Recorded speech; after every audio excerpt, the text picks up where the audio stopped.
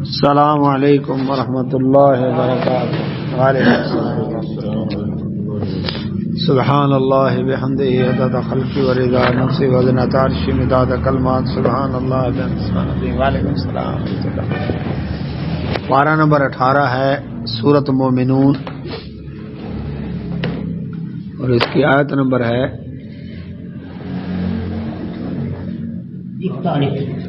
41۔ دعا پڑھ لیتے ہیں۔ اعوذ باللہ من الشیطان الرجیم، رب اشرح لی صدری ویسر لی امری واحلل عقدۃ من لسانی یفقہوا قولی رب زدنی علما رب یسر ولا تعسر وتمم بالخیر وبک نستعین اللهم صل علی محمد وعلی آل محمد کما صلیت علی ابراہیم وعلی آل ابراہیم انک حمید مجید اللهم بارک علی محمد وعلی آل محمد کما بارکت علی ابراہیم وعلی آل ابراہیم انک حمید مجید۔ اعوذ باللہ من الشیطان الرجیم ثم انشأنا من بعدهم قرونا آخرین ما تسبق من امة أجلها وما يستأخرون ثم أرسلنا رسلنا تترى كلما جاء أمة رسولها كذبوه فأتبعنا بعضهم بعضا وجعلناهم أحاديث فبعدا لقوم لا يؤمنون۔ یہ 18واں پارہ ہے سورۃ مومنون اور اس کی آیت نمبر 42 ہے۔ اعوذ باللہ من الشیطان الرجیم۔ اللہ سبحانہ وتعالی نے پچھلی آیات میں عقیدہ توحید قیامت کے حوالے سے تذکرہ کیا اس سورت کے آغاز سے، پھر انسان پر اللہ تعالی نے اپنی نعمتوں کا تذکرہ کیا کہ کتنی نعمتیں میں نے انسان کو عطا کی۔ اس کے بعد ان نعمتوں کی ناشکری کرنے والی قوموں کا تذکرہ شروع کیا، جن میں سر فہرست سیدنا نوح علیہ السلام۔ نوح علیہ السلام 950 سال دین کی دعوت و تبلیغ کا کام کیا انہوں نے۔ قوم کو دن رات ایک کر کے سمجھایا، لیکن سوائے چند لوگوں کے کوئی ایمان نہ لایا، یہاں تک کہ بیوی اور بیٹا بھی ایک ایمان والا نہیں تھا۔ آخرکار اللہ تعالیٰ نے مہلت جب پوری ہوئی تو ان کو زمین سے پانی ابلا، آسمان سے پانی اترا۔ جودی پہاڑ آج بھی کوہ ارارات یعنی ترکی اور آرمینیا کی سرحد کے اوپر موجود ہے، بلند و بالا پہاڑ ہے۔ یہ پہاڑ بھی پانی سے ڈوب گیا، کیونکہ وستوت علی الجودی لفظ ہے نا، جودی پہاڑ کے اوپر وہ کشتی آ کر ٹھہری۔ تو اب یہ کشتی میں کوئی ویل تو نہیں لگے ہوئے، نہ اس کو کوئی پر تھے کہ پہاڑ کی چوٹی پر چڑھے۔ اس کا مطلب پانی اتنا ہو گیا کہ پہاڑوں کے ابھی اوپر جب پانی اترا تو وہ چوٹی کے اوپر آ کر۔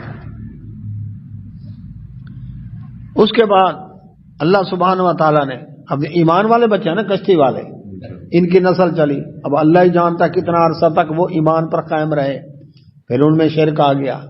پھر قوم عاد کا دور آیا، بڑے بڑے قد کاٹ والے تھے۔ پھر ہود علیہ السلام ان کو سمجھانے گئے، اللہ ہی جانتا ہے کتنا عرصہ ان کو سمجھایا، لیکن جب وہ نہ سمجھے تو اللہ تعالیٰ نے تیز طوفانی برفانی زناٹے والی ہوا بھیجی۔ یہاں طوفان آتے ہیں زیادہ سے زیادہ 150 کلومیٹر فی گھنٹہ کی رفتار، اور حالت کیا ہوتی ہے؟ ڈشیں اڑ کر چوتھی کالونیوں میں پہنچی ہوتی ہے، سائن بورڈ ٹوٹ جاتے ہیں، کمزور چھتیں اڑ جاتی ہیں، درختوں کے تنے ٹوٹ جاتے ہیں، بجلی کا نظام درہم برہم ہو جاتا ہے۔ لیکن ٹائمنگ کتنی ہوتی ہے؟ زیادہ سے زیادہ 20 منٹ آدھا گھنٹہ، اس سے زیادہ نہیں ہوتا طوفان۔ اللہ سبحانہ و تعالیٰ نے اس طوفان کی رفتار نہیں بتائی، ٹائم بتایا 7 راتیں 8 دن تک پورا مسلسل طوفانی ہوا چلی۔ وہ جو 6-6 فٹ کے منہ والے بڑے بڑے قد کاٹ والے اٹھا کے پٹکایا ہوا نے، اور ان کی لاشیں ایسے پڑی تھی جیسے کھجور کے کھوکھرے تنے کٹے ہوئے ڈھیر لگے پڑے ہوتے ہیں۔ اب ان میں ایمان والے کو بچایا اللہ نے۔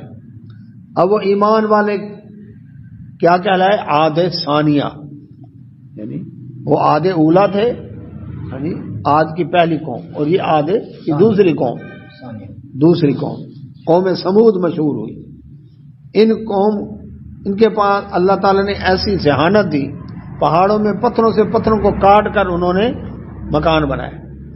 آپ دیکھیں لوہے کو کاٹا جاتا ہے لوہے کی چھینی سے، اوپر مارا جاتا ہے ہتھوڑا۔ اگر لوہا جس کو کاٹ رہے ہیں وہ ہے سخت تو چھینی کا لوہا ہے نرم، تو چھینی کا منہ ٹیڑھا ہو جائے گا، ٹھیک ہے نہیں؟ لوہا نہیں کٹے گا۔ چھینی کا لوہا سخت ہوگا تو آگے لوہے کو کاٹے گا، اور شرط یہ ہے کہ آگے کٹنے والا لوہا اس کی نسبت نرم ہو۔ اب جنہوں نے پتھروں سے پتھروں کو کاٹا، اس کا مطلب انہوں نے ایسے پتھر ڈھونڈ کر ان کے اوزار بنائے جو ان پتھروں سے زیادہ سخت تھے، جن سے انہوں نے ان کی چلائی مچائی کر کے مکان بنائے۔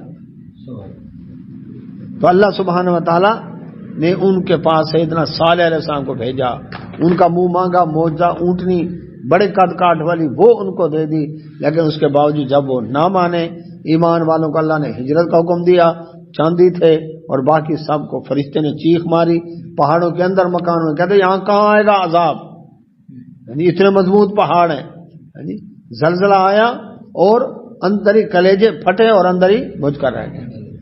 میلا میل تک کا علاقہ زلزلے کے آثار نشانات آج بھی موجود ہیں، اور وہ پہاڑ ایسے ہیں، مدینہ یونیورسٹی ہمارے دوست اکبر وہ وزٹ کے اوپر گئے، جیسے ٹرپ جاتا ہے یونیورسٹی کی طرف سے قوم سمود کے علاقوں کو دیکھنے کے لیے، وہ کہتے ہیں کہ ہم نے پہاڑوں ان مکانوں میں جا کر پہاڑوں کے ہاتھ لگایا تو جیسے پتھریاں گرتی ہے نا ایسے نرم، اس کا مطلب وہ پہاڑ اتنا سخت زلزلہ آیا کہ پہاڑ کرچی کرچی ہو گئے، اور 7000 سال سے تقریباً آج تک وہ کھنڈرات موجود ہیں۔ ان کے بعد اللہ سبحانہ و تعالیٰ نے فرمایا ان قوموں کے بعد ثم پھر انشأنا ہم نے اٹھایا من بعدہم ان کے بعد قروناً، قرون جمع ہے قرن کی، قرن کہتے ہیں زمانے کو، ایک زمانے کی قوم، تو قومیں آخرین دوسری، فرمایا ان قوموں کے بعد نوح علیہ السلام کی قوم، ہود علیہ السلام کی قوم عاد، اور صالح علیہ السلام کی قوم سمود، عاد اولا عاد ثانیہ، ان کے بعد اللہ تعالیٰ فرماتے ہیں ہم نے کئی قومیں بھیجی، کئی امتیں بھیجی، اللہ ہی جانتا ہے پھر کتنے رسول ہیں۔ وہ ڈارک ایج، یعنی وہاں پر تاریخ کے پاس کوئی ریکارڈ ہی نہیں ہے، اب وہ کتنے سال گزرے، ہزاروں سال گزرے، سینکڑوں گزرے، وہ اللہ ہی جانتا ہے۔ تو فرمایا اللہ سبحانہ وتعالی پھر ہم ایک قوم کو لے کر آئے تو دوسری قوم لے کر آئے، ما تسبقو نہیں آگے بڑھ سکی، سبق ہوتا ہے نا، سبق آگے دیا جاتا ہے نا، ما تسبقو سبقت کرنا اردو میں بھی استعمال کرتے ہیں، آگے بڑھنا، ما تسبقو نہیں آگے بڑھی من امتن کوئی امت اجلا اپنے ٹائم سے نہ آگے بڑھی، وما اور نہ یستاخرون پیچھے رہی، یعنی جب ان امتوں کی ہلاکت کا وقت آیا تو وہ جو وقت آیا تو اس وقت کو وہ کراس نہیں کر سکے پھر، اور نہ ہی ایسا ہوا کہ اس وقت گزرنے کے بعد پیچھے کوئی قوم بچ گئی ہو، رہ گئی ہو، نہ ثم پھر ارسلنا بھیجا ہم نے رسلنا اپنے رسولوں کو تترا پے در پے لگاتار، ایک قوم آئی بگاڑ پیدا ہوا، رسول علیہ السلام کو اللہ نے بھیجا، انہوں نے آ کر سمجھایا، پھر اللہ نے جو اس کی مہلت لکھی تھی وہ مہلت پوری کی، اور اس کے بعد اس قوم کو کیا کیا اللہ رب العزت نے اکبر بھیج کر پھر دوسری قوم لے آئے، پھر تیسری آئے۔ ہر قوم، روئے زمین پر کوئی علاقہ ایسا نہیں جہاں پر کوئی نبی اور رسول نہ آیا۔ ملتان میں بھی کوئی آئے ہوں گے، اللہ ہی جانتا ہے۔ فرمایا کلما، اب ان سب کا رزلٹ کیا نکلا، خلاصہ، جب بھی جا آئی امتن، کسی امت کے پاس، جب بھی آیا کسی امت کے پاس رسول ہوا ان کا رسول جو اللہ نے ان کے لیے بھیجا تھا، کذبوا، انہوں نے اس کو جھٹلا دیا۔ میں اس لیے کہا کرتا ہوں نا، کسی بھی پیغمبر کو جو ایک نمبر دعوت دینے کے لیے آتے ہیں، پیغمبر آتے ہی ایک نمبر دعوت دینے، لوگوں نے ہاتھوں ہاتھ نہیں لیا۔ دو نمبر جو آتے ہیں نا، یہ انگلیاں دو وکٹری کا نشان بنا کر پہلے کہہ رہے ہیں ہم 2 نمبر ہیں، ان کو لوگ ہاتھوں ہاتھ اٹھاتے ہیں، فراڈیوں کو، دھوکے بازوں کو۔ لیکن جو کھرے سچے ہوتے ہیں ان کی بات ماننے کو تیار نہیں ہوتے۔ تو ان امتوں نے کیا کیا، اجتماعی طور پر سب کا مکمل خلاصہ بیان کیا کہ جب بھی ان امتوں کے پاس ان کا رسول آیا، اب رسول بھی اللہ تعالیٰ چن کر بھیجتا ہے، اس کا کردار اعلیٰ، اخلاق اعلیٰ، سیرت اعلیٰ، ٹھیک ہے نہیں، کذبوا، انہوں نے اس رسول کو جھٹلا دیا، فاتبعنا، پھر ہم نے پیچھے لگا دیا، بعضم، ان کے بعض کو، بعضن، بعض کے، کیا مطلب، تباہی کے لیے۔ ایک امت آئی، سمجھایا، نہیں سمجھے، ہم نے ان کو مہلت دینے کے بعد تباہ برباد کر دیا، پھر اس کے پیچھے دوسری آ گئی، اس نے ایسا سلوک کیا، پھر تیسری آ گئی، چوتھی آ گئی، اب اللہ ہی جانتا ہے کتنی امتیں آئیں۔ یعنی صالح علیہ السلام اور ابراہیم علیہ السلام کے درمیان کا جو ٹائم ہے نا، اس ٹائم کا اللہ تبارک و تعالیٰ نے اشارہ کیا ہے، لیکن ٹائم پرفیکٹ کا کوئی پتہ نہیں، کتنے سال گزرے وہ اللہ ہی جانتا ہے، کتنی قومیں ان کا تاریخ میں ریکارڈ ہی نہیں ہے۔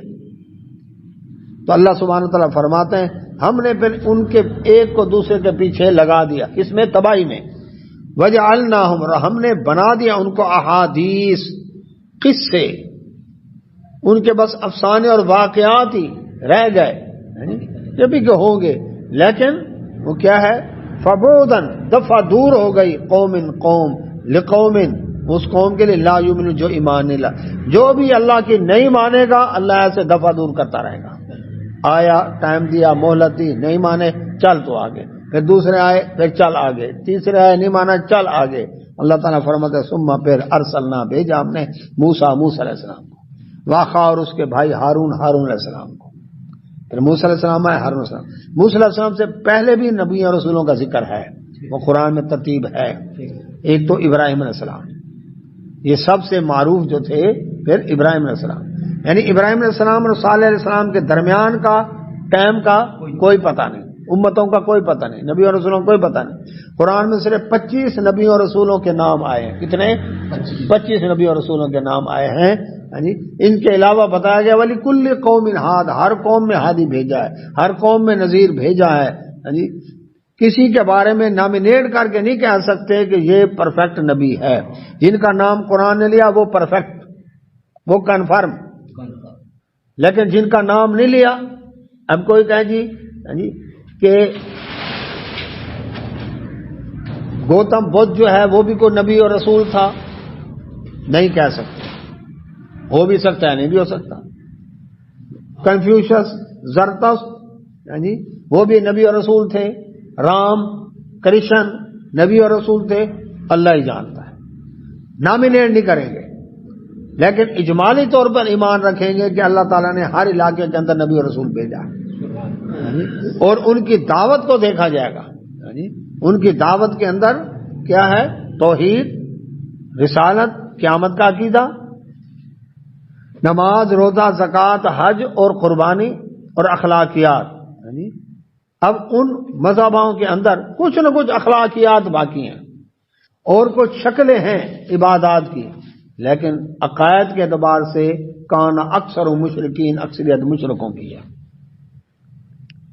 کوئی بت پوجتا ہے تو کوئی بدروحوں کو پوجتا ہے، تو کوئی بھوت پریت، اور کوئی جن چڑیل، اور کوئی الگ بات دیوی دیوتا، کروڑوں دیوی دیوتا بنا لی۔ اب ان میں وہ عقیدہ والی بات نہیں رہی۔ تو اللہ سبحانہ وتعالیٰ نے پھر کیا کیا؟ ابراہیم علیہ السلام کو بھیجا۔ ابراہیم علیہ السلام ان کے پھر بیٹے اسماعیل علیہ السلام، ابراہیم السلام کے دوسرے بیٹے اسحاق علیہ السلام، پھر ابراہیم السلام کے پوتے یعقوب علیہ السلام، پھر ابراہیم السلام کے پڑ پوتے سیدنا یوسف علیہ السلام. یہ آئے اپنے اپنے دور کے اندر. ٹھیک ہے. یوسف علیہ السلام کے دور میں بنی اسرائیل ہجرت کر کے آئے کہاں؟ مصر کے اندر. بنی اسرائیل مصر میں جب آئے، یوسف علیہ السلام اور موسیٰ علیہ السلام کے درمیان تقریباً 450 سال کا فاصلہ ہے. تب آئے موسیٰ علیہ السلام. تو موسیٰ علیہ السلام جب آئے بنی اسرائیل غلامی میں پس رہے تھے. فرعون ان کے لڑکوں کو قتل کر ذبح کر رہا تھا ان کی آنکھوں کے سامنے، اور یہ کچھ کر نہیں سکتے تھے. نہ احتجاج، نہ ہڑتال، نہ کچھ جلاؤ گھراؤ، کچھ بھی نہیں کر سکتے. یعنی اتنے بے بس تھے. اور ان کے بھائی ہارون علیہ السلام، ان دونوں کو اللہ تعالیٰ نے بھیجا بِآیاتنا، اپنی نشانیوں کے ساتھ. نشانیاں کیا تھیں؟ اللہ سبحانہ و تعالیٰ نے ان کو نشانیاں جو دیں، 9 نشانیاں تو فرعون کو دکھائیں. لاٹھی سانپ بنتی، پھر پکڑو تو لاٹھی بن جاتی، پھر ہاتھ بغل سے باہر نکالتے سفید چمکدار، دوبارہ بغل میں ڈالتے پہلے کی طرح 2. پھر ایک نشانی تھی کہ پورے ملک کے اندر قحط پڑ گیا. پھر نشانی آئی کہ اتنی بارشیں ہوئی کہ طوفان آیا اور پھر تباہی ہو گئی. پھر نشانی آئی کہ ان کے جسم کے اندر جوئیں پڑ گئیں. ایک اور نشانی، مینڈک ہی مینڈک زمین پر، نہ پیر رکھنے کی جگہ نہ ہو، اور مکوڑے ہی مکوڑے ہو زمین کے اوپر پیر رکھا جاتا ہے کہ جہاں پیر رکھیں گے اوپر نہیں ٹانگوں پر چڑھائیں گے. تو اب اس کے بعد کیا ہے؟ اس کے بعد یہ ہے کہ پانی خون بن جانا. بنی اسرائیل وہی پانی پیے تو پانی ہے، اور فرعونی پانی کو ہاتھ لگائیں تو خون بن جائے. اب وہ بھی ایک مسئلہ بن گیا. تو اس طرح کی 9 نشانیاں تو اللہ تعالیٰ نے فرعون کو دکھائی. اس کے بعد بنی اسرائیل کو بھی اللہ تعالیٰ نے نشانیاں دکھائی. فرعون کا پیچھا کرنا اور بنی اسرائیل کا دریا سمندر کراس کرنا، 2 حصے ہونا، پھر سمندر میں فرعون لشکر سمیت غرق ہونا، پھر من و سلوہ ہے، حلوے بٹیرے، پھر اسی طرح سے پانی کے چشمے جاری ہو گئے، بادل کی ڈیوٹی لگ گئی ان کے اوپر. تو یہ اور 1 دن 2 دن ہی 40 سال تک ان کو ملتا رہا، لاکھوں آدمیوں کو حلوے بٹیرے مل رہے ہیں. تو یہ کیا تھا؟ یہ بھی نشانیاں تھیں اللہ تعالیٰ. لیکن یہاں پر فرعون کے مقابلے میں جو نشانیاں تھیں، فرمایا ہم نے موسیٰ علیہ السلام، ہارون علیہ السلام ان کے بھائی کو بھیجا، پھر اپنی نشانیوں کے ساتھ وسلطان مبین، اور واضح سلطہ طاقت. سلطہ کیا ہے؟ طاقت. واضح طاقت کیا تھی جو اللہ تعالیٰ نے موسیٰ علیہ السلام، ہارون علیہ السلام کو دی؟ دیکھیں، فرعون اس وقت کا پورے مصر کا مطلق العنان بادشاہ، اس کی زبان سے نکلا ہوا لفظی قانون ہے جس کے خلاف کہیں ہٹ نہیں ہو سکتی، کہیں کوئی عدالت میں کیس نہیں ہو سکتا. جو اس نے آرڈر کر دیا وہی قانون ہے. پھر ایسا ظالم شخص جو بنی اسرائیل کا دشمن ہے. اب سلطہ کیا؟ اللہ سبحانہ و تعالی نے پہلی قوت عطا کی کہ موسیٰ علیہ السلام جب صندوق میں بہتے ہوئے وہ فرعون کے محل میں پہنچے، فرعون پتہ تو چل گیا بنی اسرائیل کے علاقے سے صندوق آ رہا ہے، اس کا مطلب کسی بنی اسرائیلی نے بچہ پھینکا ہوگا، یہ ہے تو دشمنوں کا بچہ، لہذا قتل کر دیتا. اللہ نے محبت وَأَلْقَيْتُ مَحَبَّةً مِّنِّي، اللہ تعالیٰ فرماتے کہ میں نے اپنی طرف سے ان کے اندر محبت ڈال دی، جو بھی ان کا چہرہ دیکھتا نہ ان کو قتل نہیں کرنا. معصوم بچہ، شیرخوار بچہ، دشمن کے ہاتھ گھر کے اندر ہے، تو یہ اللہ تعالیٰ کی طرف سے سلطان نہیں تھا. ٹھیک ہے. پھر پل رہے ہیں. اچھا، پھر موسیٰ علیہ الصلوۃ والسلام ایک قتل ہو گیا، قتل خطا. 10 سال مدین چلے گئے، وارنٹ جاری تھے کہ قتل کر دینا ہے. پھر اللہ تعالیٰ نے لاٹھی کے ساتھ ان کے بھائی کو بھیجا، لاٹھی بھی ہاتھ میں ہے اور بھائی. اس قوم کے جو غلام قوم ہے، اس قوم کے 2 آدمی ہاتھ میں ایک لاٹھی ہے، کوئی لشکر نہیں، کوئی دھڑا نہیں، کوئی جماعت نہیں، کوئی وہ کچھ بھی نہیں، صرف 2 آدمی فرعون کے دربار میں پہنچے۔ مجھے یہ بتایا فرعون کو چوک میں تو نہیں بیٹھا تھا کہ فٹ پاتھ پر بیٹھو جا کے ملاقات کرنے کو، اس کا دربار ہے، آگے سکورٹی دستے ہیں، ناکے لگے ہوئے ہیں، بیرر لگے ہوئے ہیں، چوبدار کھڑے ہیں، پہرے دار کھڑے ہیں، کون جانے دے گا اندر؟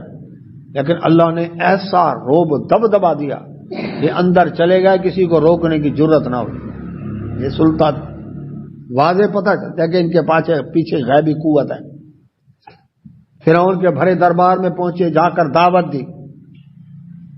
جب دعوت دی جا کر اللہ اکبر، تو فرعون نے کہا جی جادو ہے، جادوگروں کو بلایا، مقابلہ کرایا، جادوگر کلمہ پڑھ کے مسلمان ہو گئے، دھمکی دی، انہوں نے کہا پرواہ نہیں ہے۔ پھر بچوں کے قتل عام کے اوپر تول گیا، موسیٰ علیہ السلام کو دھمکی دیتا ہے جیل میں ڈال دوں گا، لیکن ڈالنے کی جرت نہیں ہوگی، چھوڑ دو مجھے، میں موسیٰ علیہ السلام کو قتل کروں، اور اس کا بلایا یہ اپنے رب کو، تو یہ پکڑا ہوا کس نے؟ لیکن قتل کر نہیں سکا۔ تو یہ واضح سلطہ تھا جو اللہ تعالیٰ نے موسیٰ علیہ السلام کو عطا کیا، لیکن اس کی مت ماری گئی، وہ سمجھا نہیں اس بات کو۔ تو فرمایا اللہ تبارک و تعالیٰ نے الی فرعون، یہ نشانیاں فرعون کی طرف، وملئہ اور اس کے سرداروں کی طرف اللہ تبارک و تعالیٰ نے یہ نشانیاں دے کر بھیجا، لیکن فاستکبروا، انہوں نے کیا کیا؟ تکبر کیا، انہوں نے تکبر کیا، بات نہیں مانی۔ وکانوا، اور وہ تھے قوم عالین، وہ قوم عالین، عالین کا معنی علو، بلند، متکبر لوگ، اکھڑ مزاج، اپنے آپ کو کچھ سمجھتے تھے کہ ہم ہیں جی۔ تو اللہ سبحانہ و تعالیٰ فرماتے ہیں اللہ اکبر، موسیٰ علیہ السلام نے نشانیاں دکھائیں، سلطہ بھی ان کے سامنے آ گیا، لیکن اس کے باوجود وہ اکڑے رہے، مانے نہیں۔ فقالو، اور کیا کہتے تھے؟ انؤمن، کیا ہم ایمان لیں؟ لبشرین، ان 2 بشروں کے اوپر، مثلنا، جو ہماری طرح بشر ہیں۔ ہاں جی، نوح علیہ السلام کی قوم نے بھی تو یہی بات کہی نا، ان کے بعد جو قوم آئی اس قوم نے بھی اپنے پیغمبر کو یہی بات کہی کہ ہماری طرح بشر۔ یہ بیماری آج تک موجود ہے کہ بشر رسول نہیں ہو سکتا، رسول بشر نہیں ہو سکتا۔ پہلے والے کہتے تھے بشر مانتے تھے، رسول نہیں مانتے تھے، آج والے رسول مانتے ہیں، بشر نہیں مانتے۔ حساب تو ایک ہی ہوا نا کہ کوئی بشر رسول نہیں ہو سکتا۔ مٹی اور پتھر کے کو بت رب بنا لیں گے، پوج لیں گے، لیکن ایک انسان کا رب کی طرف سے رسول ہونا یہ ہضم نہیں ہو رہا ان کو۔ یہ کہتے ہیں یہ کیسے ہوتا ہے؟ پتھر کا رب بنا لیا، مٹی کا مادھو بنا کر پوج رہے ہیں، اپنے ہاتھوں بنا کر۔ میرے ہاتھوں کے تراشے ہوئے پتھر کے صنم آج بت خانے میں بھگوان بنے بیٹھے ہیں۔ یہ 500 روپے کا بھگوان ہے تو یہ 1000 روپے کا بھگوان ہے، میں بک رہے ہیں مارکیٹوں میں بھگوان، بھگوان بک رہے ہیں۔ شاہ سمجھ چلے جائیں، مشکل کشا نہیں بک رہے، جھنڈے بک رہے ہیں، پنجے بک رہے ہیں، اپنے فیکٹریوں میں تیار ہوئے ہیں، خرید کر کے لاتے ہیں، آ کر اس کو پوجتے ہیں، اسے دعائیں مانگتے ہیں، بک رہے ہیں نا مشکل کشا۔ اور جو جھنڈا اپنے سہارے کھڑا نہیں ہو سکتا وہ ہمیں کیا کھڑا کرے گا؟ اپنے ہاتھوں پنجے لے کر آئے جی اور پوجنا شروع کر دیا۔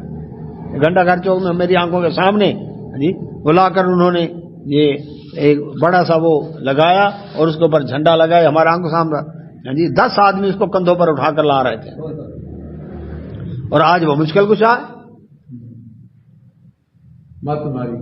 ماری گئی نا۔ اللہ کا شکر ادا کریں، اللہ نے سمجھ دی ہے، یہ اللہ کا احسان ہے، توحید جیسی نعمت دی ہے، اس پر اللہ کا شکر ادا کیا کریں۔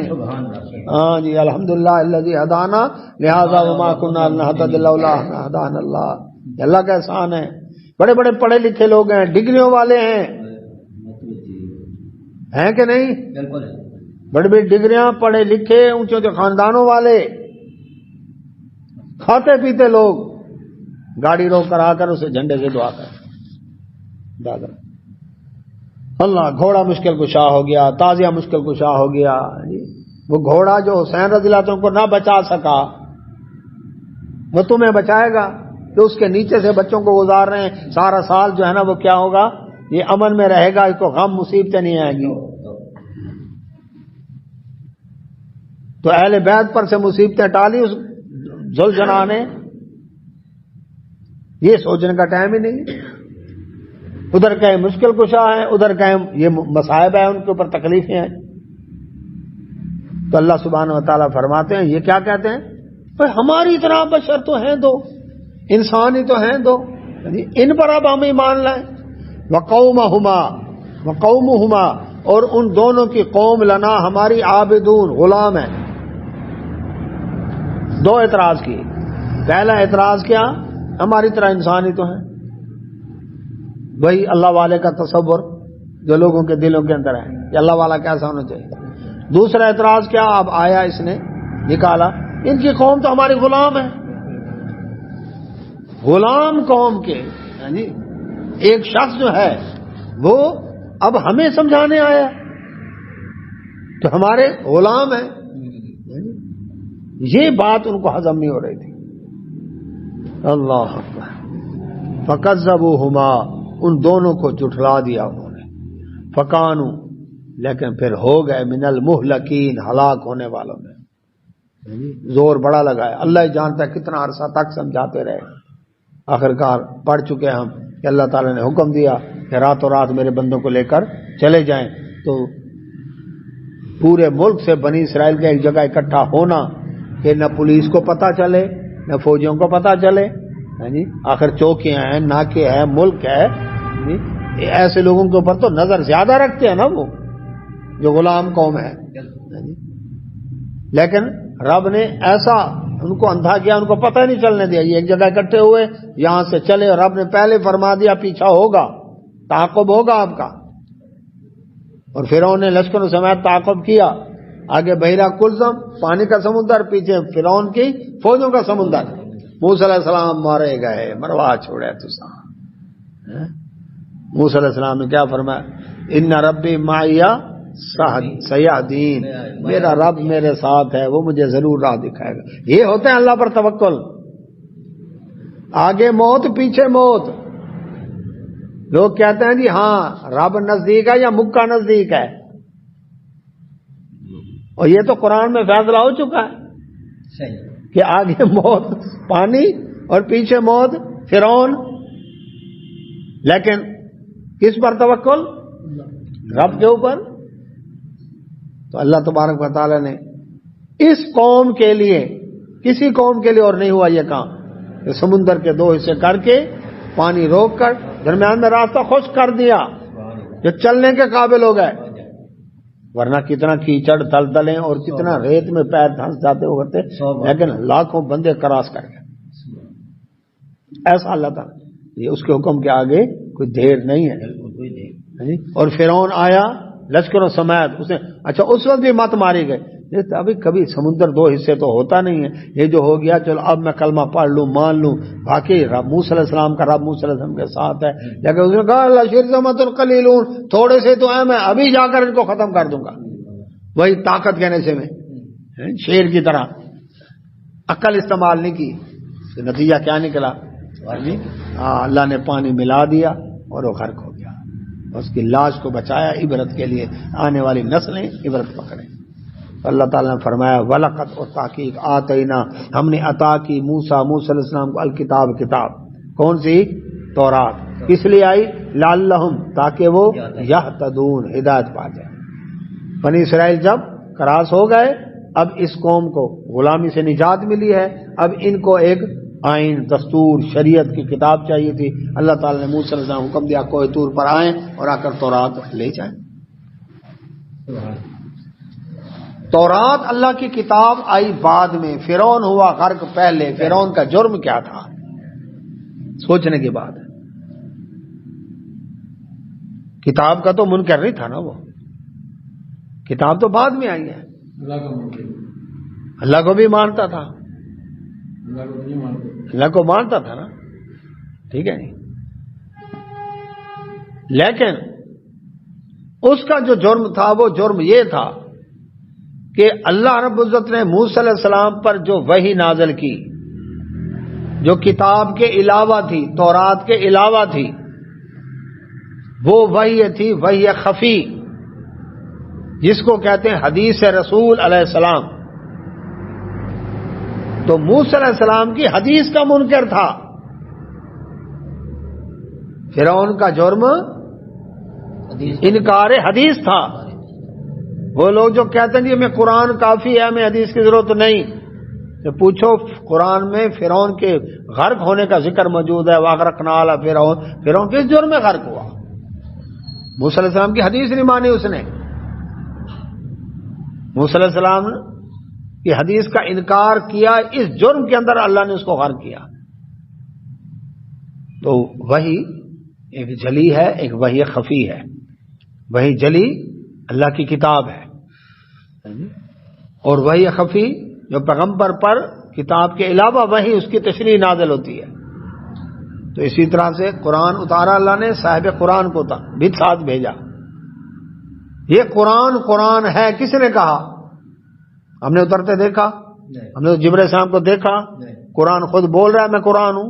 نہیں بول رہا، لیکن یہ قرآن ہے، یہ رسول اللہ صلی اللہ علیہ وسلم نے فرمایا یہ اللہ کا قرآن ہے، اور نبی صلی اللہ علیہ وسلم کی زبان نبوت سے نکلی بات کو حدیث کہتے ہیں۔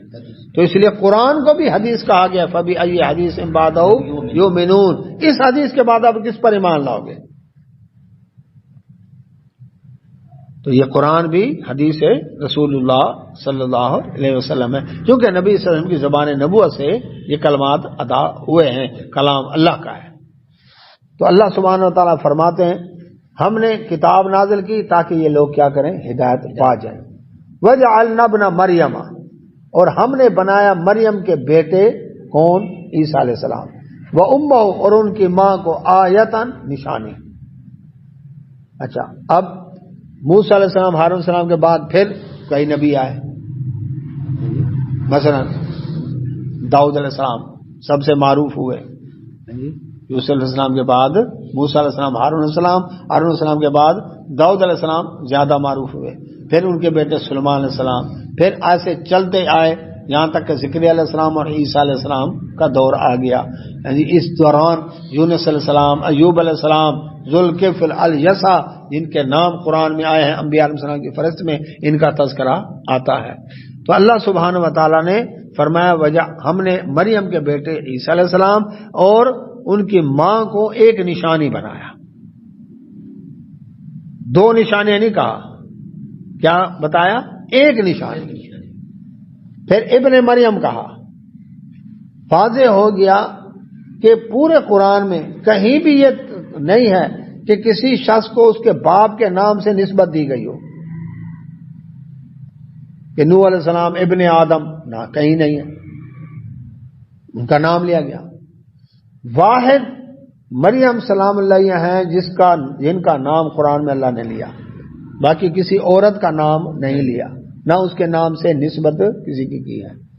آدم علیہ السلام کی بیوی کا ذکر آیا تو انت وزوجک الجنہ، اللہ تو اور تیری بیوی جنت میں جا کر، نام نے لیا۔ نوح علیہ السلام کی مشرکہ بیوی کا ذکر آیا تو امرأۃ نوح، لوط علیہ السلام کی مشرک بیوی کا ذکر آیا تو امرأۃ لوط، نام نہیں لیا۔ فرعون کی مومنہ بیوی کا تذکرہ آیا تو امرأۃ فرعون، نام نہیں لیا اللہ تعالیٰ۔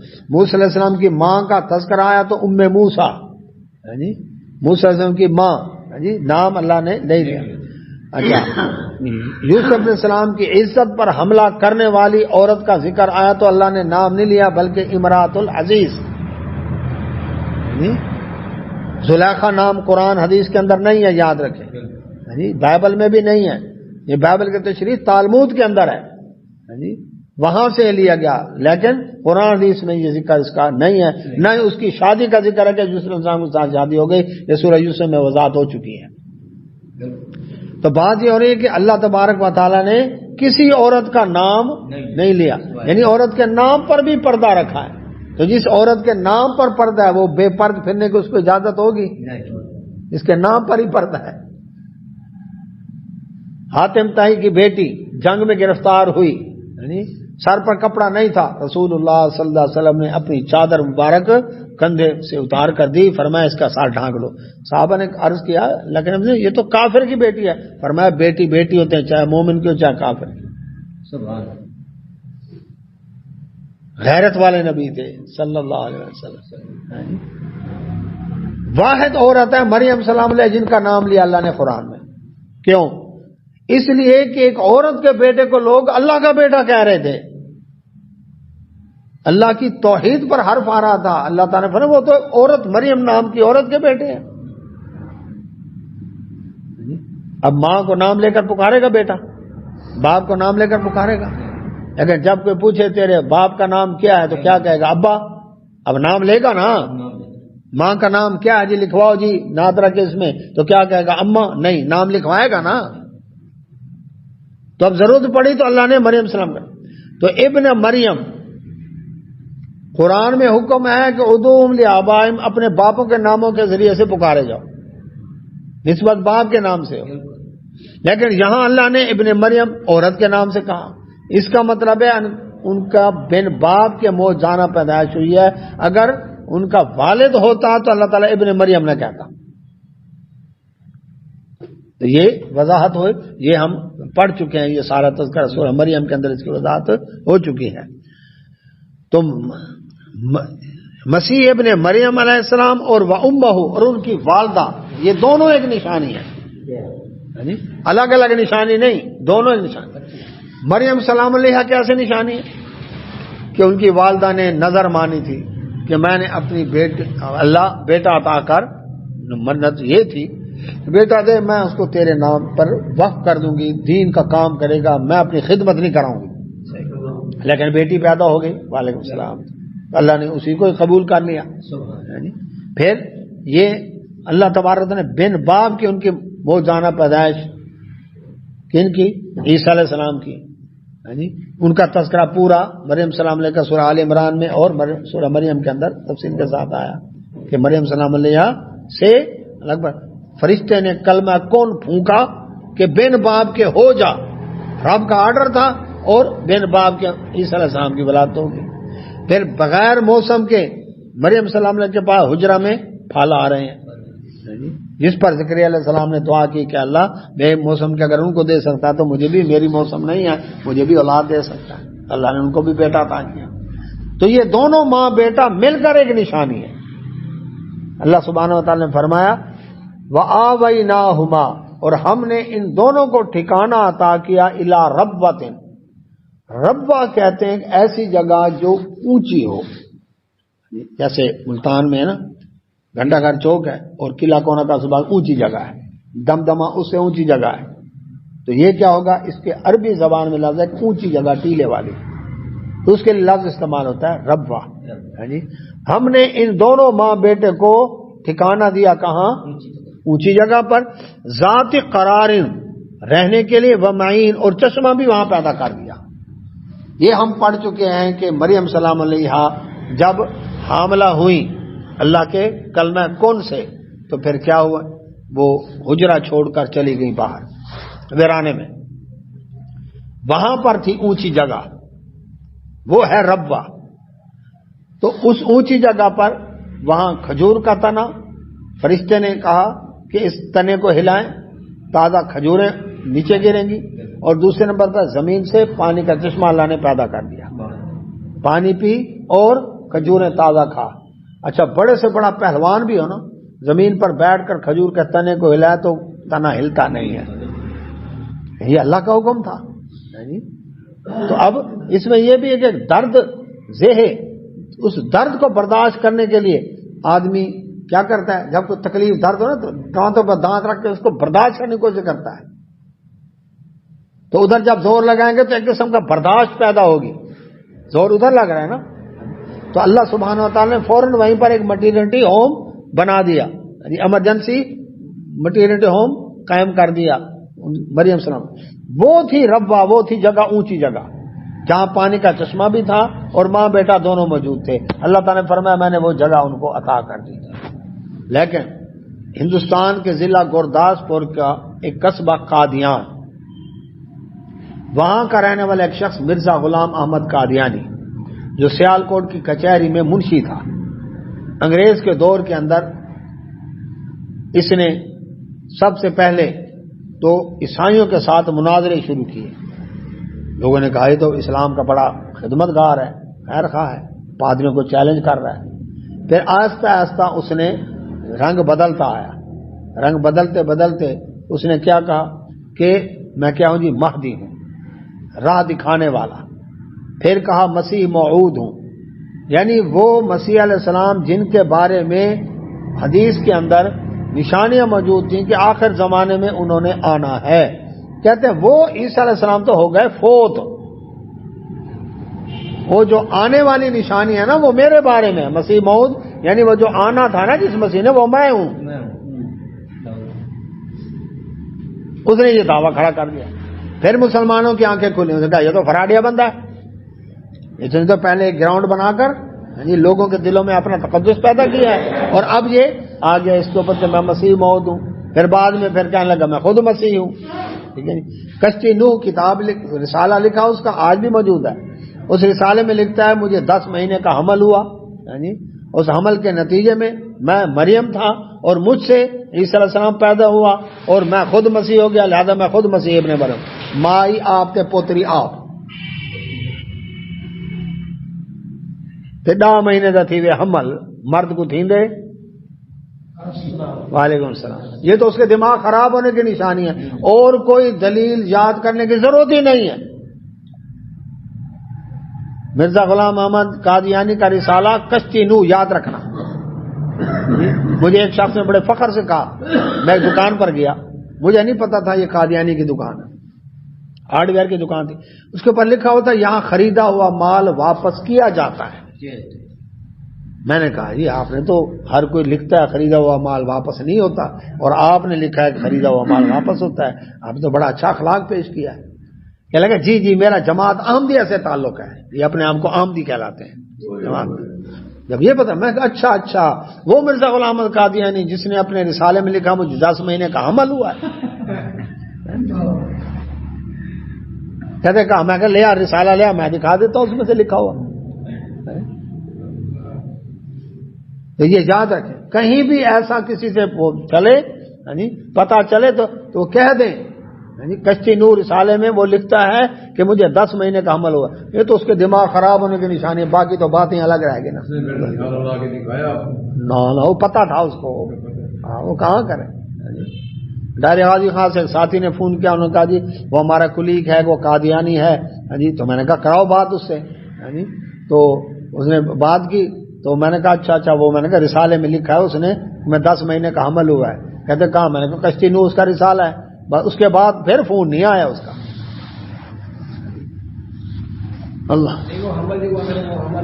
ہاں وہ کہتا ہے وہ ہاں بس. تو اب بات یہ کہ اس نے پھر کیا کہا، اس نے کہا جی وہ دیکھو جی وہ ربوہ جو ہے نا وہ ہے کشمیر، مقبوضہ کشمیر. وہاں سری نگر کے اندر محلہ خان یار ہے، وہاں پر ایک قبر تھی جیسے خان یار. جی ہاں خانہ دا یار. ہاں جی ہاں وہ خان جو خیانت ہو رہی نا اس لیے تو بم پڑ رہے ہیں. تو اب وہاں پر کیا ہے، وہاں پر خان یار محلہ سری نگر کے اندر کہتا ہے جی عیسیٰ علیہ الصلوۃ والسلام فلسطین کے اندر صلیب پر لٹکائے گئے، زخمی حالت میں تھے. یہ مرزا غلام احمد قادیانی نے کہا زخمی حالت میں تھے تو ان کے شاگردوں نے ان کو صلیب سے اتارا. وہاں پر زخمی حالت میں جن کے ہاتھوں پیروں میں میخیں ٹھوکی گئی تھیں اور صلیب پر لٹکایا گیا تھا، ان کو وہاں سے چھڑا کر زخمی حالت میں وہ وہاں فلسطین سے چلتے اس دور میں یاد رکھیں جبکہ نہ جیٹ ہتھیار تھے، نہ بلٹ ٹرین تھی، نہ کوئی ڈیوو اللہ اکبر، نہ کوئی فیصل موور، نہ کوئی یہ سروس تھی، نہ کوئی اور سروس. تو ایک زخمی آدمی کمزور نہیں وہاں سے چل کے مرزا غلام قادیانی کہتا ہے وہ محلہ خان یار سری نگر مقبوضہ کشمیر کے اندر پہنچ گئے اور 120 سال کی عمر میں تبھی فوت ہوئے. اور وہاں پر ان کی قبر بھی ہے اللہ اکبر کہ جو قبر مسیح علیہ السلام کی ہے. تو وہ جو مسیح آنا تھا وہ میں ہوں.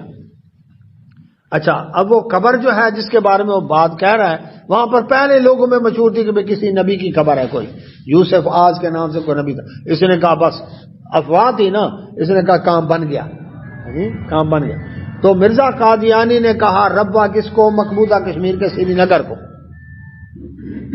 لیکن جب پاکستان بنا اور قادیانی پاکستان کے اندر جب آئے تو انہوں نے جھنگ کے قریب چنیوٹ کے پاس وہاں ایک جگہ تھی جس کا نام تھا چک، اس کا نام پہلے تھا چک ڈھگیاں، ڈھگیاں دا چک، چک ڈھگیاں،